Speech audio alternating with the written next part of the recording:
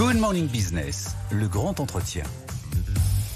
Le grand entretien ce matin, 7h43 sur BFM Business et AMC Découverte. Notre invité, c'est Éric Aymar. Bonjour, le PDG d'Idée Logistique. Raphaël Legendre est à mes côtés. Bonjour Éric Aymar. Rejoint. C'est une des pépites de la bourse de Paris. On le disait il y a quelques instants avec Étienne Braque. Idée Logistique, vous introduisez à 20 € en 2012. Vous valez aujourd'hui 388 €. Belle prouesse pour ceux qui vous suivent depuis le début. Votre groupe, vous l'avez créé en 2001. C'est devenu un acteur majeur de la logistique contractuelle. Vous avez fait des grosses opérations de croissance externe.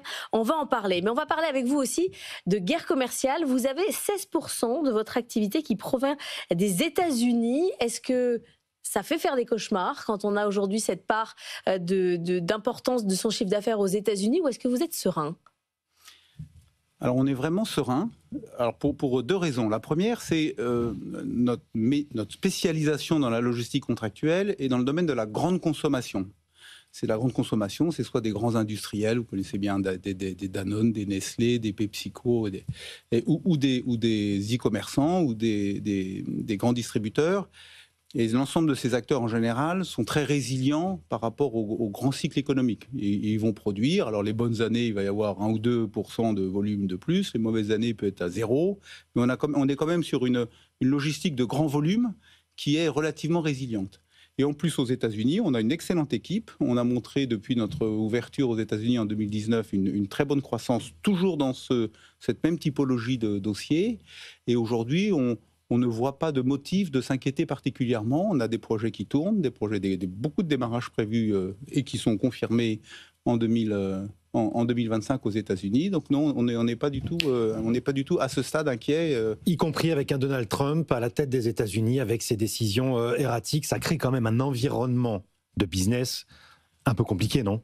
Alors, parfaitement, c'est certain que tout ça a une influence un petit peu générale. Maintenant, quand on regarde notre métier à nous, il peut y avoir aussi des opportunités. C'est-à-dire que quand un grand client se pose des questions sur comment être plus flexible, comment je dois investir dans des nouveaux outils d'intelligence artificielle ou de mécanisation, choisir un prestataire logistique plutôt que de faire sa logistique en propre, ça a un sens.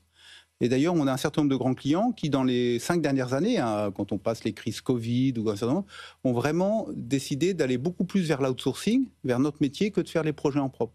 Donc, on a vu souvent dans des périodes qui peuvent être un petit peu compliquées en termes de conjoncture, une activité d'externalisation logistique qui prend un vrai sens parce que le client y voit une capacité de s'adapter plus grande que si je vous comprends bien, Éric Aymar, vous nous expliquez qu'en période de crise, finalement, ça vous est plutôt favorable. On n'est plus sur de l'outsourcing, parce qu'on externalise, sur de l'internalisation. Alors, sur cette partie externalisation, c'est incontestable. Par contre, quand on est en période de crise, on va avoir des clients qui vont être dans une situation plus difficile. C'est jamais quelque chose d'agréable. N'inversons pas complètement le sujet. Mais par contre, ça génère des opportunités que les clients ont quelquefois du mal à franchir quand tout va bien. Voilà. Et donc, quand on met la somme de tout ça, ça nous rend confiants sur les années qui viennent. Chiffre d'affaires au premier trimestre en hausse de quasiment 18%. Vous ne voyez pas de ralentissement de consommation aux États-Unis ni en France ? Alors, vous voyez, le bon exemple, c'est la France. Nous avons fait 15% de croissance au premier trimestre 2025. Je crois qu'on peut pas. Et même 15,8 très précisément. 15,8. Voilà. Mais on ne peut pas dire que la consommation française du premier trimestre était waouh, si je me permets de cette expression. Ouais. Donc, vous voyez, c'est dû à quoi ? C'est dû que l'essentiel de notre croissance, c'est sur des nouveaux projets. Des projets qu'on a démarrés. On a démarré des projets pour des groupes très significatifs, que ce soit, par exemple, on a démarré là, très récemment 2 gros projets pour Métro, qui avancent dans sa logique de distribution fine, notamment auprès des restaurateurs. C'est un projet nouveau qu'on a enclenché. C'est juste un exemple. Mais vous voyez, la dynamique de projet continue. Être capable de faire 15% en France quand on a une conjoncture atone, employons ce mot-là pour rester positif, c'est pas mal. Donc c'est un petit peu la spécificité de notre métier. Quand c'est tendu, le client a quand même besoin d'avoir des nouveaux projets pour être proche de ses clients. Il va avoir besoin de continuer à élargir ce qu'on appelle son référencement, c'est-à-dire ce nombre de produits qu'il propose. Il va avoir besoin d'une bonne qualité de service et il va avoir besoin d'être flexible. Ça, c'est plutôt en faveur d'opérateurs logistiques comme nous. C'est très intéressant parce que vous êtes un indicateur avancé, évidemment, du niveau de consommation et de dynamisme de l'économie.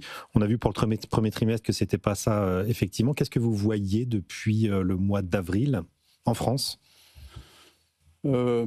C'est pas si catastrophique que ça. Oui. Ouais, alors, en je parle de mon domaine de grande consommation.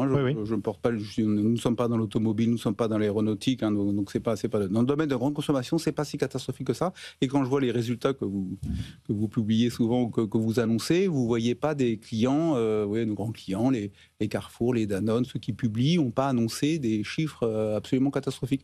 On a l'impression que la consommation à date, se tient, et voilà. Donc c'est plutôt cette vision-là que nous avons aujourd'hui. Votre croissance, aujourd'hui vous êtes présent dans 18 pays, 450 sites logistiques, 42 000 collaborateurs. Vous avez fait des grosses opérations de croissance externe, notamment avec Ken Logistics il y a quelques années. Vous avez des projets en cours, mais est-ce qu'il reste encore des boîtes à acquérir ? Il y a toujours cette volonté de grossir par croissance externe ? Alors, je me permets juste de vous corriger un tout petit peu. C'est-à-dire que nous avons, depuis notre introduction en bourse, une croissance qui se compose pour 2 tiers en organique et pour 1 tiers en acquisition externe. D'accord. La majorité se fait quand même sur des nouveaux projets, soit des outsourcing, soit des dossiers qu'on crée, des entrepôts qu'on ouvre, etc. Et cette proportion, on tient un petit peu à la garder parce que dans notre métier, une acquisition externe, c'est un gros enjeu. Il faut intégrer, la clé dans notre métier, c'est les hommes, c'est les équipes, donc il faut qu'ils se sentent bien chez ID, il faut qu'ils rentrent dans nos process, et donc on n'est pas du tout une entreprise de build-up à construire sur de l'acquisition externe. À l'inverse, nos acquisitions externes, on les a toujours bien ciblées pour qu'à la fois soit nous donner une assise dans un pays plus grande, vous parliez de notre acquisition aux États-Unis, c'était le cas, soit quelque part rentrer dans des nouvelles, ce qu'on appelle business lines, dans une typologie d'affaires dans lesquelles on était peu présent. C'est ce qu'on a fait par exemple en Pologne il y a 1 année et demie, où on a acquis une entreprise qui était spécialisée dans tout le domaine de la mode. Voilà, où on était peu présent, on a voulu se renforcer. Donc on reste sur des acquisitions assez ciblées, et aujourd'hui notre marché est encore très, très fragmenté. Oui, on est leader aujourd'hui dans 2 pays qui sont la France et la Pologne, et on représente moins de 10% de part de marché dans ces 2 pays où nous sommes leaders. Alors oui, quand vous parlez des États-Unis, on espère être l'année prochaine dans le top 10 des États-Unis. Quand on dit le top 10, ça va être le 10e. C'est pas... Donc, on a une capacité encore de trouver des cibles qui est réelle. Il faut trouver les bonnes, il faut les acheter au bon prix.